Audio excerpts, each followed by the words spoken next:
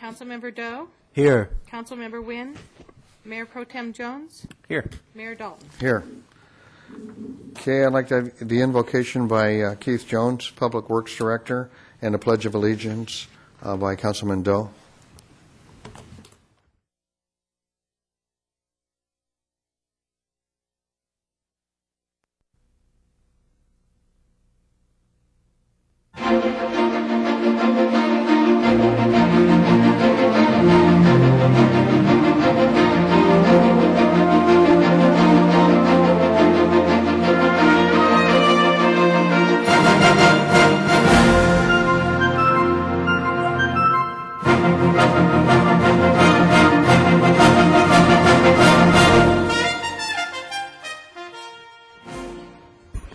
Okay, I see we have a presentation. We have a report from Carol Turpin, Orange County Human Relations Commission.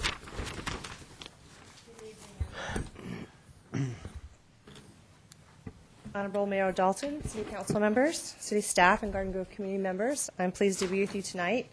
And I was talking to Kathy earlier, third year in a row, being able to report on OCHR's annual report for our fiscal year 2008 and 2009. And just here to talk a little bit about the work we've been doing over this past year as an organization in the county. I also have a special guest with me tonight, a Garden Grove High School student who's going to talk for a few minutes in a little bit. I'll introduce her in a moment here. I presented you all with a copy of our annual report, and I'd like to call out the president of our community partners. He's quoted here as saying that OC Human Relations shares a vision of the future where a diverse community of engaged and respected people come together in an empowered democracy that embraces the world as it is and helps us all to be better. And for me personally, knowing that we have an organization like this within our county is something that gives me a lot of satisfaction, and I'm glad to be connected with this organization. I wanted to briefly just talk about the national and county landscape this year. We've all had a pretty tough year. We've all been, as consumers, we've observed a number of things happening within our economy. We have all had shrinking wallets and falling home prices, which have not been fun. And some people have lost their jobs and even lost their homes. And I think as small business owners, we have a tightened credit market. And it makes it more difficult to do business and to grow your business. And we've all seen those things and been dealing with those for the past year and a half or so. And in times like these, our organization tends to recognize that as the economy falters, sometimes there's an increase in bigotry and fear, and people start pointing fingers at those who they perceive to be different. In our county, that's where OC Human Relations steps in. And where needed, we do proactive and reactive community programs to help in those situations. Some of the services that we provide: we mediate conflict, we create safe and inclusive communities, we develop diverse leaders, and we build understanding and respect among all residents in Orange County. Many of our services are county-wide, and we can't easily break them down. Some of those county-wide services include the Human Relations Training at the Sheriff's Academy, our Hate Crime Network Conference and trainings. And I just attended our October 9th training here in Garden Grove, actually. It was held, and we had Dean Chemerinsky from UCI Law School give a keynote. It was a great conference. We also host a number of community and educational public forums and hold an annual awards night. And those we award individuals, cities, community policing efforts, and schools that are doing outstanding human relations work. Specifically, let me just talk about Garden Grove and some of the services we've provided this past year. In collaboration with Chief Polisar and the Garden Grove Police Force, we did document 8 cases that are either hate incidents or hate crimes. We also helped victims of those hate crimes through the Hate Crime Victim Assistance Partnership, and that's an organization we collaborate with the ACLU and the Anti-Defamation League. We also mediated 178 cases in the community or courts where one of the parties was a Garden Grove resident. And again, when we help with the mediation and keep help with the mediation outside of the courts, we're helping to save the county money. And you can see from our annual report cover, we have a bunch of students here doing a peace sign, and we had over 45,000 students participate in our Bridges programs this past year. And we served over 2,729 Garden Grove youth, specifically from Garden Grove and Santiago High Schools and Irvine Intermediate School. And 3 Garden Grove students participated in our summer leadership camp, and 186 students attended our day-long Walk in My Shoes symposium. And one of our Strong Student Leaders is Bei Win, and she's here to talk a little bit about the Bridges program and her leadership experience on Garden Grove campus. And she's also one of our cover models on this year's annual report. So I'd like her to speak for a few minutes. Hi, everyone. Nice to meet you all. I'm not a model. So I just want to share with all of you the mission of ATRAP and Bridges, which is for youth and adults to work together in what we know as a youth-adult partnership to empower youth in the many facets of their daily lives. I've seen myself develop as a leader in my own life, my community, among my friends, and in my school. And through my involvement at Bridges at Garden Grove High School, I've had the opportunity to create a positive impact among my school by developing or organizing campaigns addressing hate, violence, and tension among the many ethnic groups at Garden Grove High School. As being a very diverse school, it's still very divided by ethnic tensions. And through ATRAP, which is a Human Relations Associates program, another branch of at the OCHRC, I've had the opportunity to create an impact on my community at a larger scale through by facilitating workshops and volunteering for the many conferences, like she said, Walk in My Shoes. So I want to share with you that by being empowered and raising my own awareness of the issues at all scales, I've had the opportunity to empower other youth and adults and hopefully to inspire them to create change and positive impact within their own communities and schools. So thank you. Thank you very much.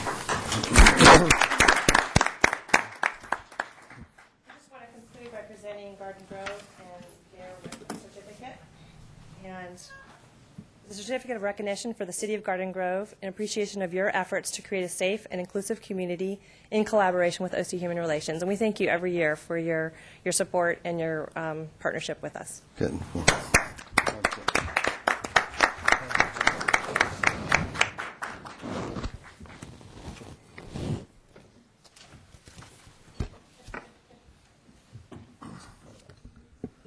Okay, we'll now go to oral communications for the council and agency and Sand District. Donald Kinda.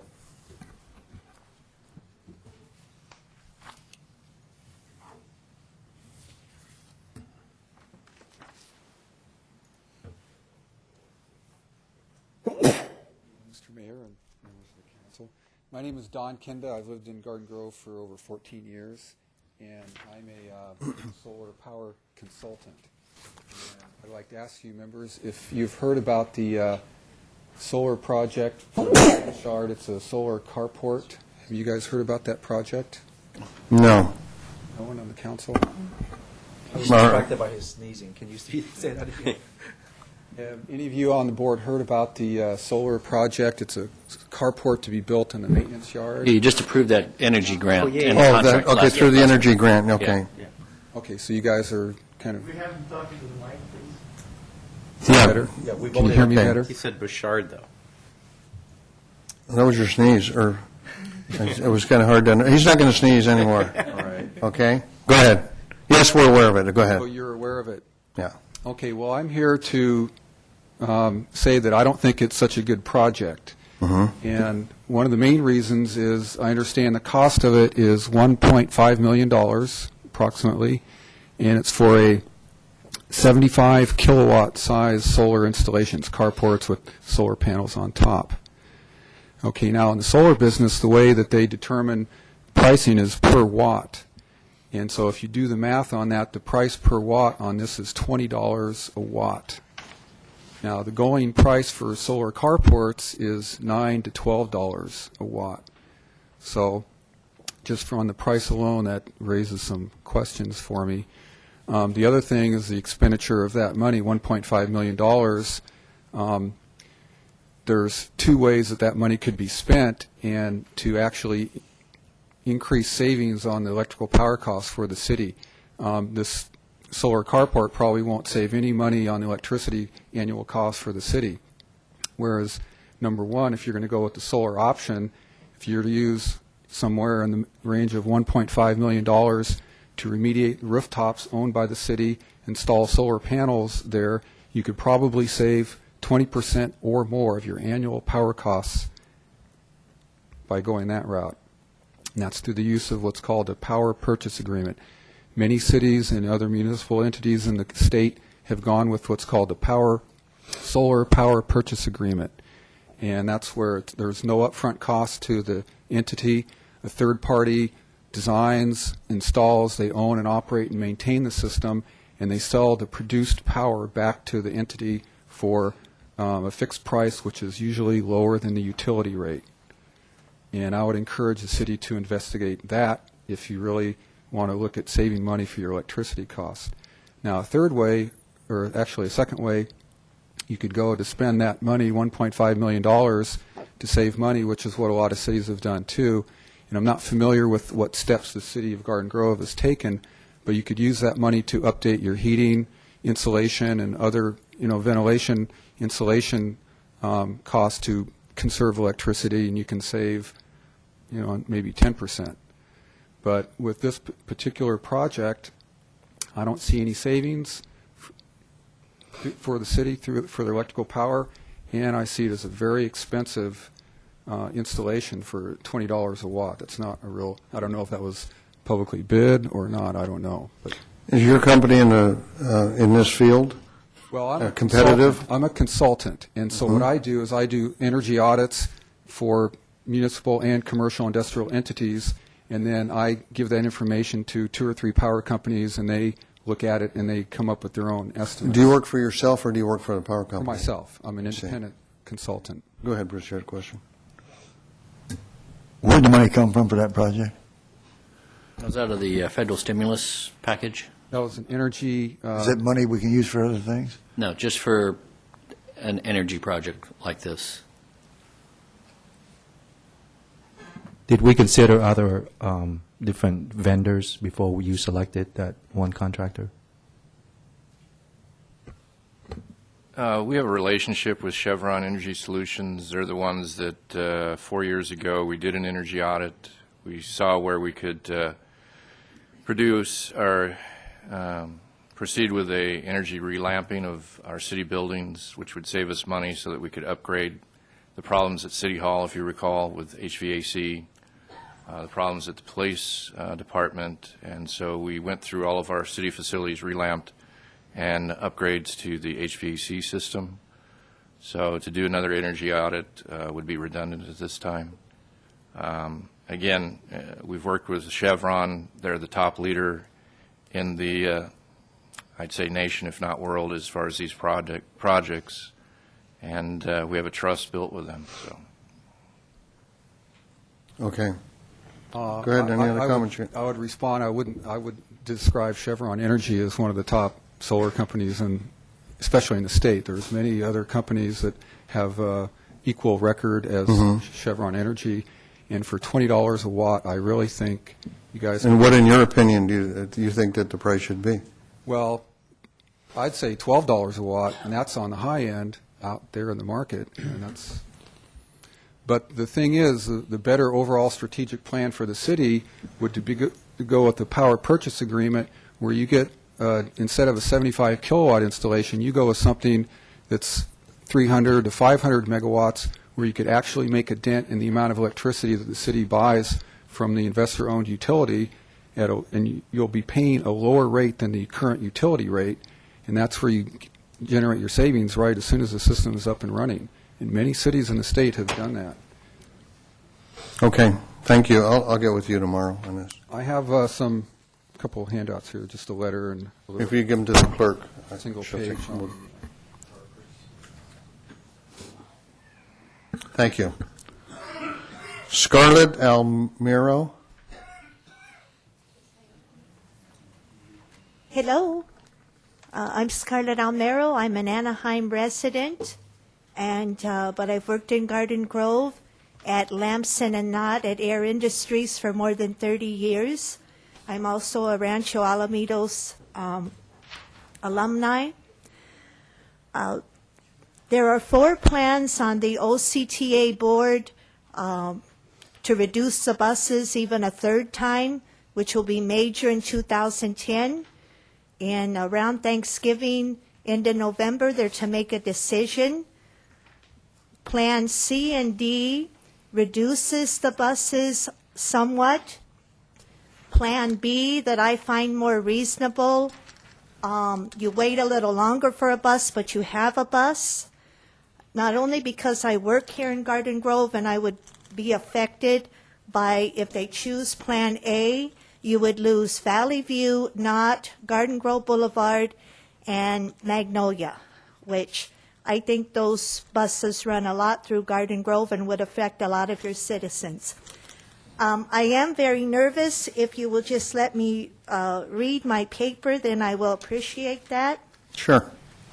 I have a question. I think maybe, Well, go ahead and I ask don't me. know if he is, I thought he might be the attorney. I don't know if the county can get federal money, or maybe if you know that, if some of the passengers are from a federally recognized Native American Indian tribe. My daughter rides the bus to school. I ride it to work. We are registered in a federally recognized tribe, the Potawatomi tribe.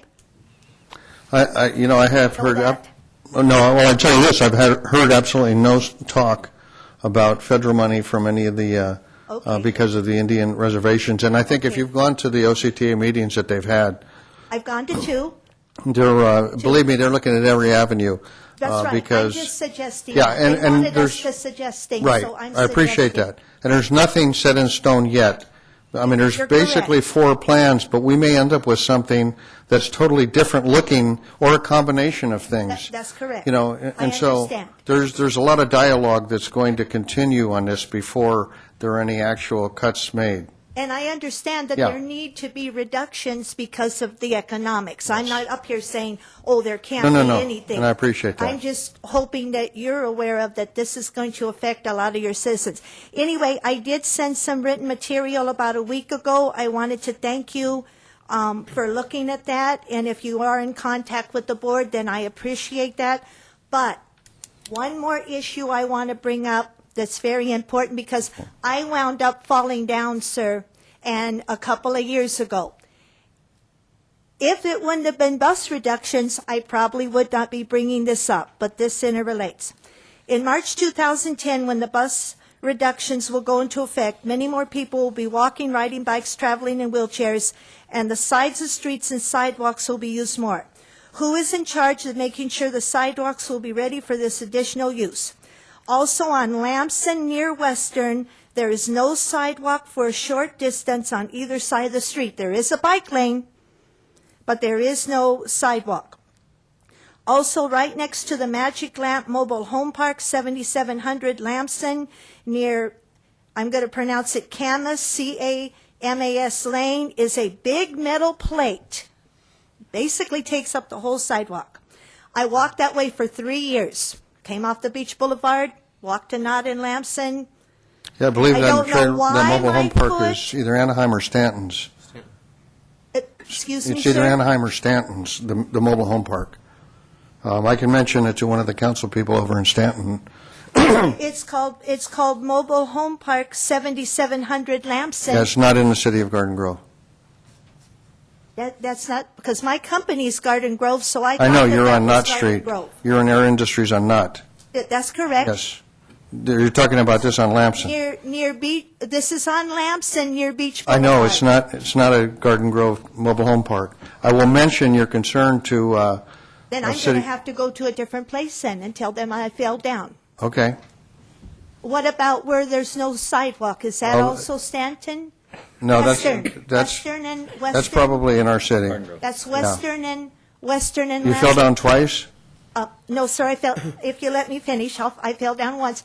Okay. But if you're Western and Lamson and Western, where I fell is just a couple blocks down. So that must be a different city. I thought it was. There are several areas, there's intersections in the city that, 3 of the 4 intersections are in different cities, different jurisdictions. It gets into lot lines, it gets into a lot of things. Okay. There are areas in Garden Grove that have an Anaheim address, and vice versa. So, Well, when I went to Rancho, we lived the 2 blocks away. We were city of Anaheim County property. okay. But if Okay, I make it may, quick, please. I, excuse Go ahead. me, sir. I tripped and fell on the way, fell to the ground. Can something be done about uneven sidewalks, so your city has uneven sidewalks, even if it's not that one? In the case of... Well, you didn't fall there, so sidewalk- please don't walk over there till we get a chance to look at it. I've already been Okay. there twice. I missed my one bus. I had to walk that way to even get here Okay. tonight, sir. Okay. So, anyway, but thank you for telling me You're that was welcome. Stanton. Could something be done with sidewalks? There are a lot of things that are being done with sidewalks and budgetary restraints and all that, too. Okay. A few years ago, we had the Safe Streets Act that put new sidewalks in areas within schools to assist the students so they weren't walking in the street and in danger and all that. And they're being looked at, and they're done, probably on a priority basis. Because I don't know if that's Stanton, but they're going to Pacifica. You probably have high school students that are walking that daily where there are no sidewalks. Anyway, thank you for your time and bet. effort, and thank you for letting me know that's Stanton. I guess I'm going to have to go there. Okay, thank you. Peggy Bergen.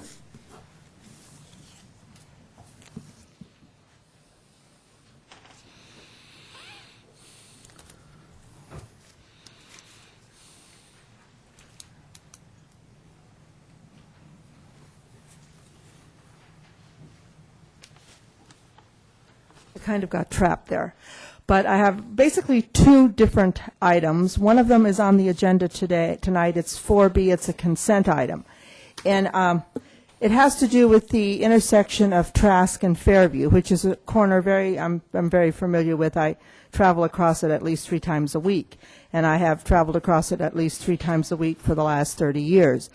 But we're working on one side of the street according to this plan or whatever it is, project, I guess.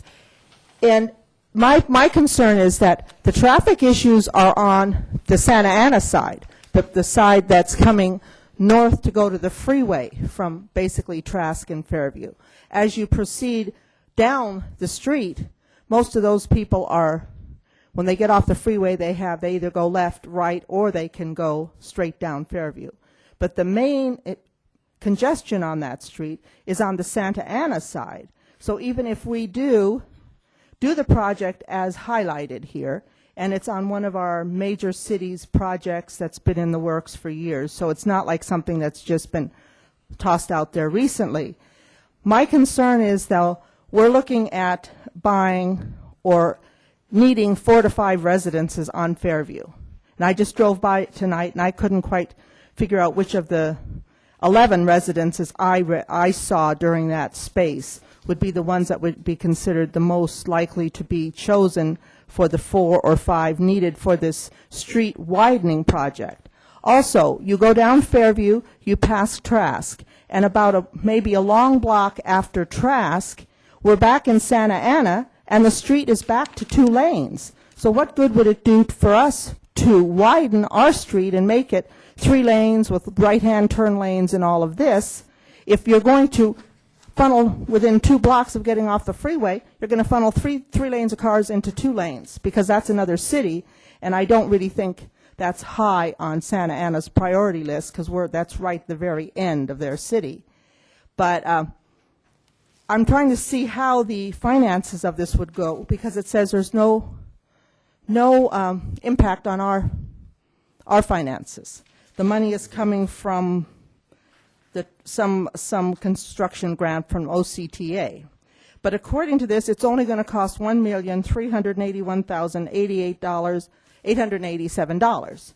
But if you're buying 4 residences, unless you're really thinking about shortchanging the people that you buy those from, you're looking at $2 million to buy 4 to 5 residences. So right off the bat, that raises the cost to $3 million. So that means $2 million would have to come to us for this. And since I don't really see any drastic need in the near future, if you guys traveled on that road, you would see the traffic is impacted on the other side. And I mean, it is really impacted. It's from the freeway all the way back past First Street, from about 2:30 in the afternoon till 5:30 or 6 every single day. So you get off the freeway, and you've got multiple ways to go. When you're heading towards a freeway, there's only one way, period, unless you want to go off and get on the freeway off of Bristol, which is another nightmare in hell. But you know, I don't really understand exactly why that would be imminent, and the cost feature that's presented to us is very, very low. If you're taking three people's part of their property and 4 to 5 people's houses, which would be for a city need. I'm not complaining about that. But I'm just saying I don't really think at this point in time, in as much as the numerical figures just do not work out to me. Because I've been here long enough to know how much it costs just to repave something, let alone widen, take out curbs, redo curbs, and all that falderall. Okay, and now this is just kind of a little aside. I was cleaning a cupboard. As you can tell, this paper is not new. It is actually January 2007. And it's amazing. I looked over it, and it's this vacant medical office at Chapman and Nutworth Street. There was a discussion in this article on that. Surprisingly, that's still a vacant building up there. There's been 3 projects that I've been at these meetings and heard them discuss that have come to the fore and either been discarded or have timed themselves out and the people have turned away. We have the Galleria here. Well, we have started the Galleria, but basically all we have is, looks like Legoland. There's a bunch of poles in the air and no building going on, and they have stopped. Now that metal can only stand out there for so many years, rotting, before they're going to have to start all over. So what's happened to that project? And now here's another one. New development is planned for the Century Triangle as well. Well, we've had 3 that I know of come and go from that location. And over here, and what about fireworks? We were discussing it in 2007, and we are still discussing it today. Okay, what's the future of Garden Grove's Main Street? Okay, what's the future of Garden Grove's Main Street? We're still discussing it, and no one knows. But we still are going to all of these things all over the country trying to bring in business. Why don't we just stay here and take care of business at home and let things settle down for a few years? Thank you. Thank you. Rod Powell.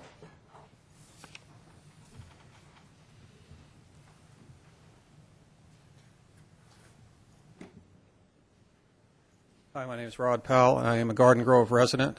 I am here for the long haul.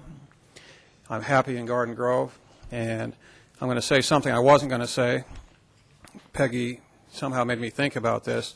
I hope that we do something more than what we're doing regarding graffiti. You know, I think that I want to feel safe in the neighborhood that I live in, and I think one of the best ways we could do that is to get rid of the graffiti. There's graffiti all over the stop signs, all over. I got a street sweeping ticket, and half the sign into the neighborhood was covered with graffiti. But Where's that at?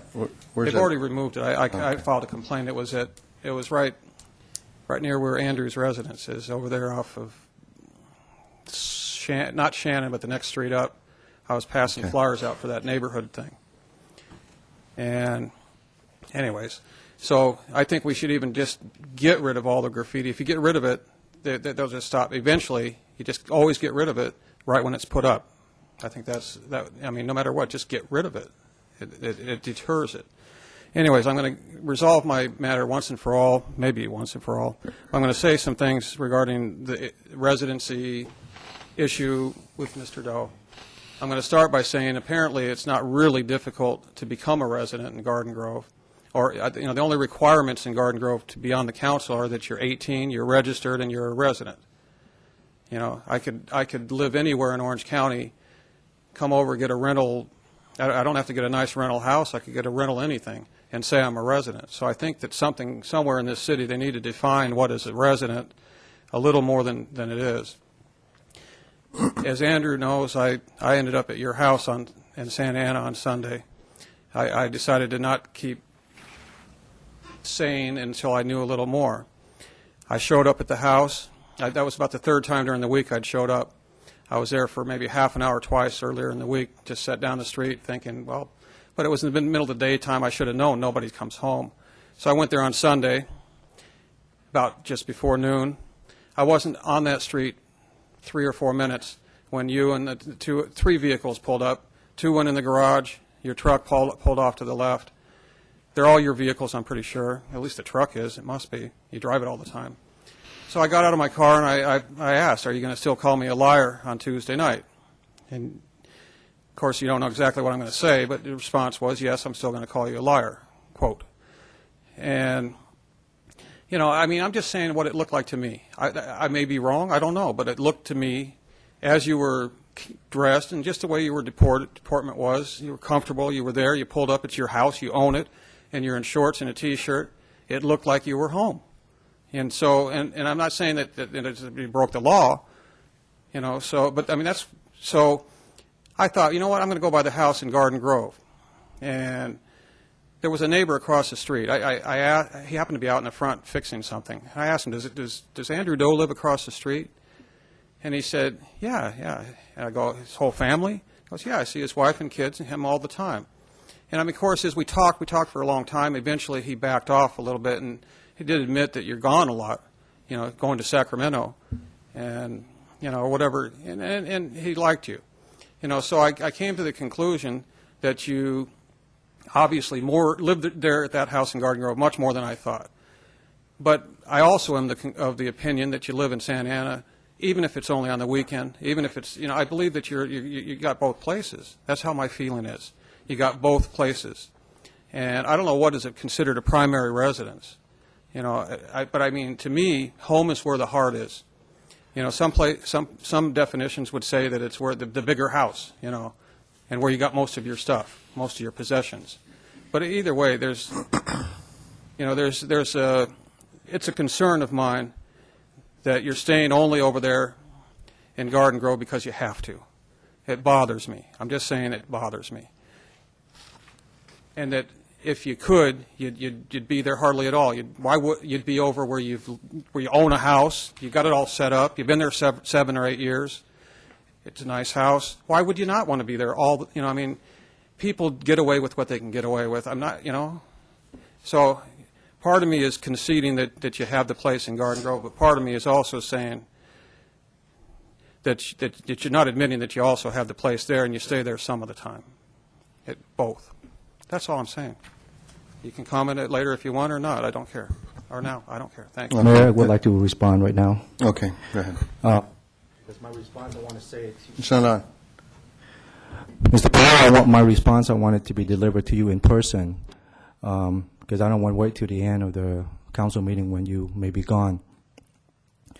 You've been talking a lot about my residency, and it's surprising that after a year that you finally got around to maybe checking into the facts before you actually, you know, say things. So at least I give you some credit, you know. Belated, but at least you tried.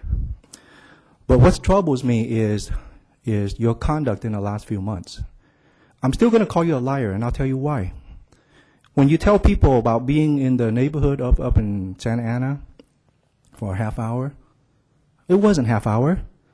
The people there called me on my cell phone because they had to track me down because they were concerned that I was being stalked. They saw your car, they saw you there, and you confronted some of the neighbors in that neighborhood. When they told you that I wasn't living there because they haven't seen me in a while, you remember what you told them?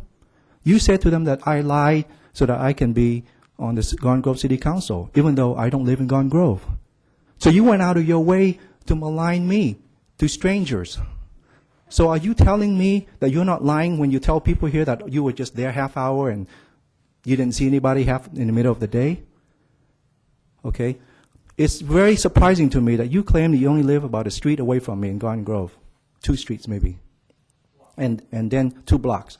And then you never drove by to see me in the thousands of times that I have watered the lawn, take the kids to school in the morning, take the kids home. I mean, my kids play volleyball, club ball, you know, they come back at all odd hours. You never come by to see anything. We have a puppy. My family had to potty train the puppy, so we take the dog out every hour.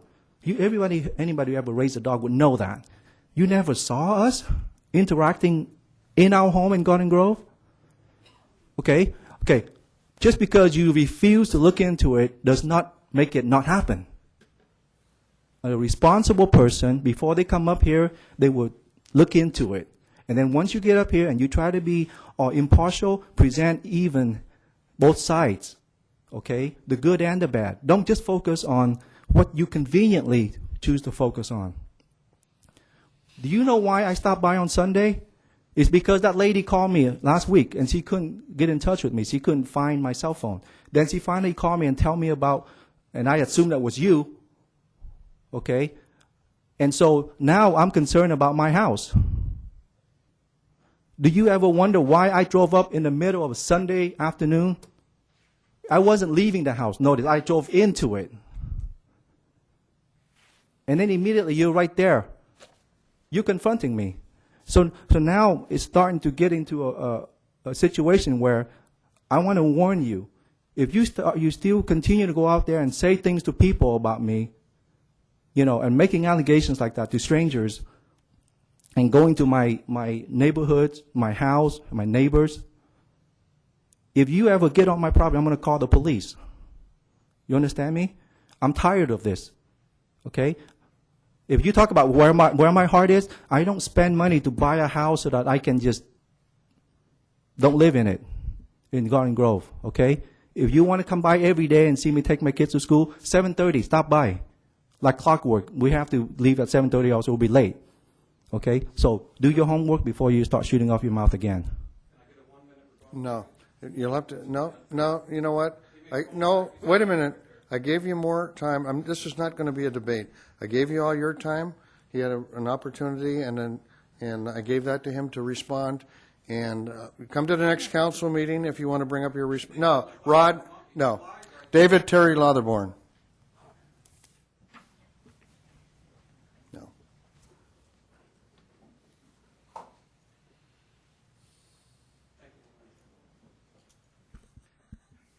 Good evening, Mayor, Council, staff, people of Garden Grove. I didn't forget. I'm remembering the water. Sorry, Mr. Doe. I don't like people being lambasted. I'll just call it that, for a better word. The water. That fish. We sent 2 people out of Garden Grove to the instructions or something in Florida. I read the article in the newspaper. I was wondering if we were going to get a report of the results of what they had, what they come up with from that meeting. Yeah, there will be a report at a council meeting. There will be when, you know, everything's put together. We always do that on those situations. I'm really looking forward to seeing. Hopefully we learned something, because our water problem is serious. We have, and if the people around us, and not only in Garden Grove, but in the state of California and the United States, don't understand the people of California, Southern California especially, what a desperate position we are in, especially for those people in Central California with their farms and their produce. And these people are still starving. They're still standing in their food lines to get their whatever needs they can possibly get from whatever is being donated. I'm glad to see we have some people from our county and state government here, and I hope we get the chance to have them speak up, maybe say a few words, maybe even about the water, because I want to know. I want to know how we're going to fix this problem. I know it's fixable, and I'll offer my time. I will offer. I'm retired 72-year-old Garden Grove resident of 55 years. And I just would like to know why the people in the state of California haven't stepped up. Our governor was given a tour of this area, and all he could do was say, well, he got to go talk to the president. Is he the governor of this state? He can make up the difference. He can say, we will do it. Turn the water on. Screw the fish. We got people dying. Please. Please. Thank you. Thank you. Okay, I'll close oral communications, and we'll go to number 3, written communications. Mr. Mayor, you have a request from representatives of the Orange County League of United Latin American Citizens for use of the Community Meeting Center, and I believe Mr. Ray Cordova is here to make the request on their behalf. Sure. Raymond Cordova, 12142 Onyx Circle, Garden Grove. Mr. Mayor, members of the council, on behalf of Garden Grove LULAC Council, we had sent a letter requesting use of the facility, the Garden Grove Community Center, and to have the costs waived.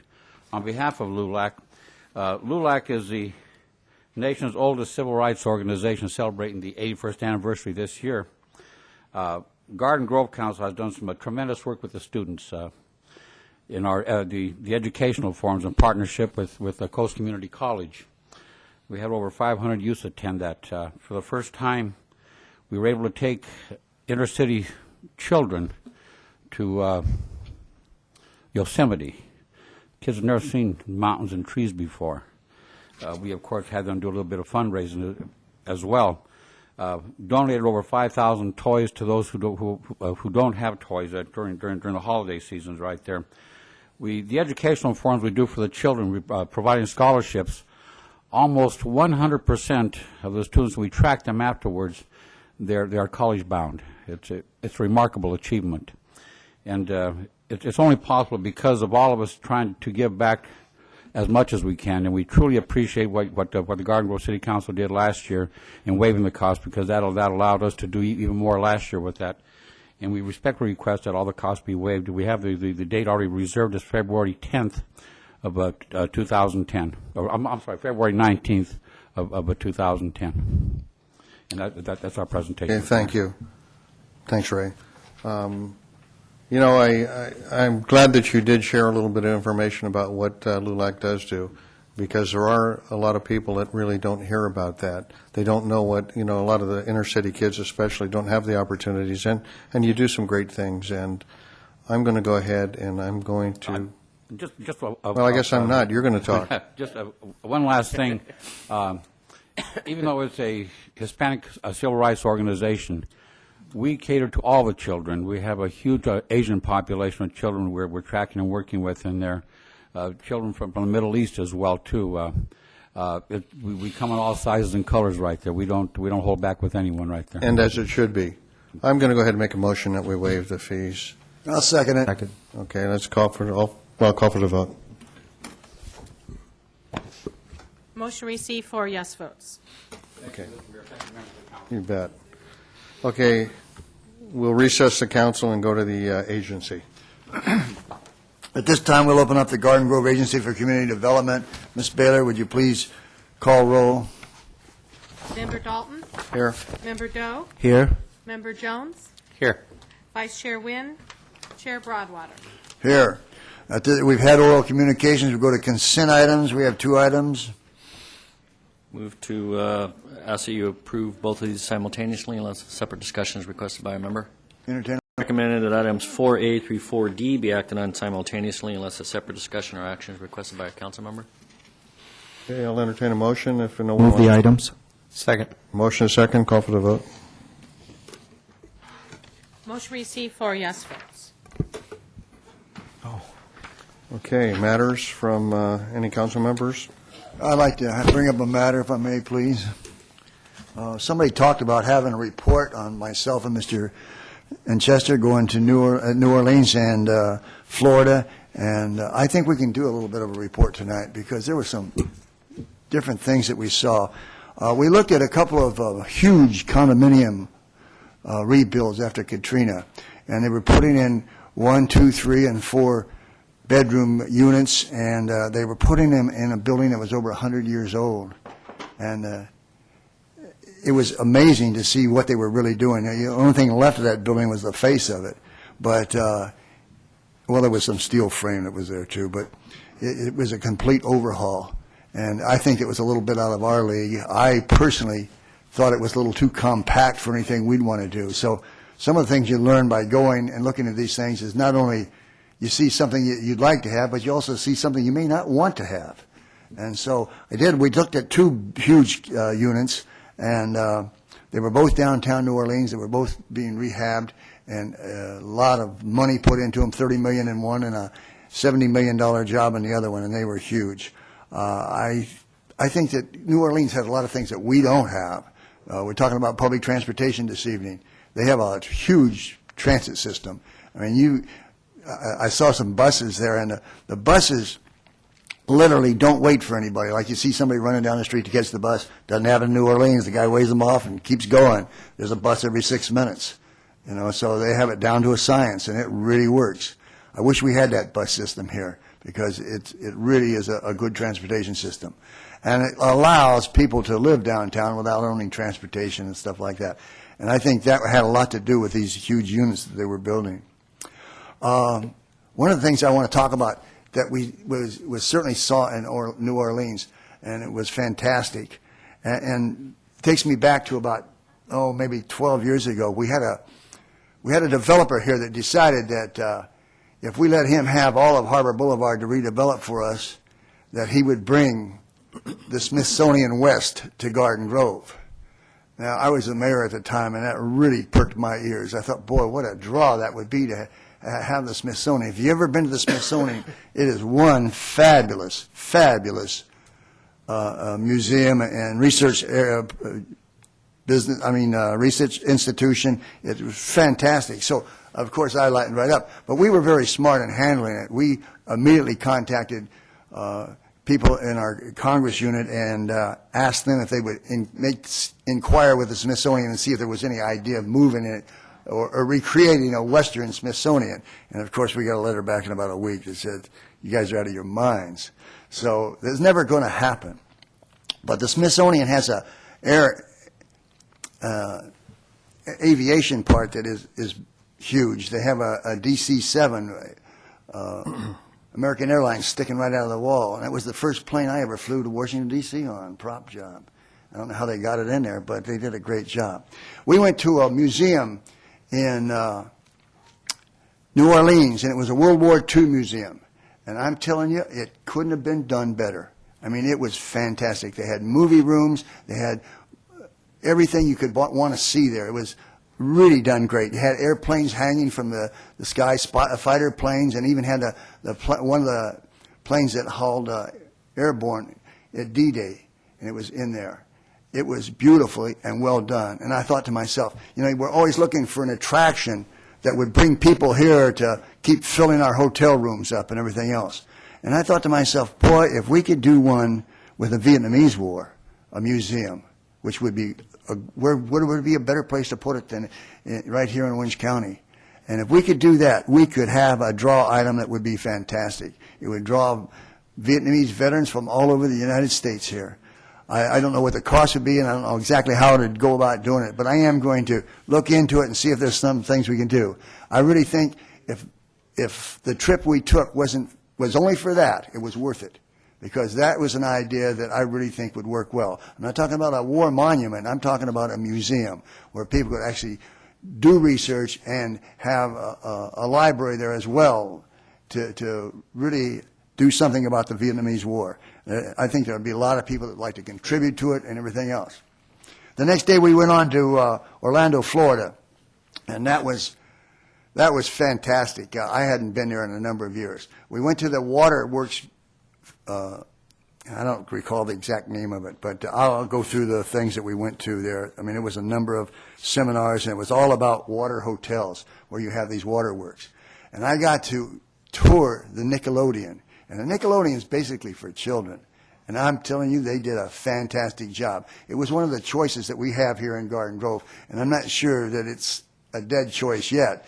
But it was just, all I could think about was my grandkids running through the water there. I mean, it just was so fantastic. If we can pull one of those into Garden Grove, what a draw. The night we were there, there were no vacancies in that hotel. 700 rooms and no vacancies. It's just a fantastic operation.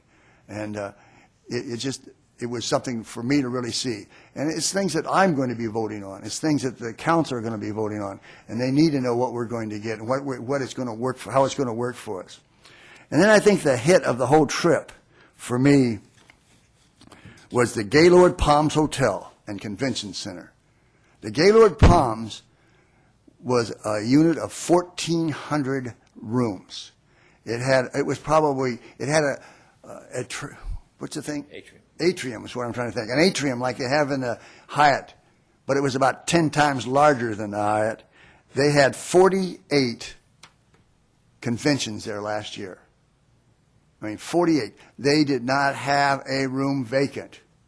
I figured with our bed tax, and just did a little figuring, and gave them a couple of nights off from it, that it would draw probably $200,000 in bed tax per week. I mean, that would be a magnificent thing for our treasurer, because all that money would come to us, and it would not be paid for by our own taxpayers. The Gaylord Palms Hotel has four of them, one in Boston, one in Washington, D.C., one in Tennessee, and, of course, the one in Orlando, Florida. And it's a fantastic thing. I hope our guys, if they haven't seen it, I hope they take the time to see it, because it's something that they're talking about coming west, and they are talking to Garden Grove. So it's not just an illusion. It's something that could possibly happen. The event itself, the Waterworks Symposium, I guess I've got it written down here so I got the right name. But anyway, it's amazing how these Waterworks hotels do. I mean, you've got 19 of them or something like that in a little small town in Wisconsin, and you couldn't get a room in there in a number of weeks during the year. I think that if we can pull one here, it's going to be a major attraction. It'll be a big lift for our Treasury. And they had a feasibility process. What are the chances? What's it take to do it? And everything they mentioned sounded like Garden Grove to me. I just could not believe it. We just fit right in. They had a design interface and sizing of water park hotels. That guy was an engineer and pretty dry, and I really didn't catch all of that. Project financing. They talked about financing, and there is financing available if you look hard enough for it. I think it was a great trip for me and Chet. We were there and back in 4 days, and but what we saw was fantastic. Somebody talked about we shouldn't be spending money now. Well, let's see. I wrote the words down she used. She said, "Let things settle down for a few years." 14 years when we started building the projects on Harbor Boulevard, people were saying, "Let things settle down for a few years." You never hear the naysayers do anything but say, "We don't need that right now. We need it quiet now." My opinion, with the economy the way it is, now's the time to move on it. Now it's time to put it together, put our plans together, see what we're going to do. I just thought it was a fantastic trip for me. I hope that everybody takes a chance takes the opportunity to go down and see it. I think we need to know what we're buying into, and I thought what I saw was both good and bad, and I just really enjoyed the whole trip. Maybe maybe I ought to chip in a few dollars myself for it. But anyway, it was well worthwhile as far as I was concerned. And thank you. Thank you, Mr. Jones. I don't have anything to add. Thanks. Mr. Dell. Thank you, Mayor. First, I want to thank staff for reminding me about my upcoming anniversary. For you men out there, that's a great benefit of being on the council. The other day, I was at a party, and of course, it was another friend, a woman friend, who asked me, "Oh, don't you have an anniversary coming up?" Put me on the spot, and of course, I got the wrong date.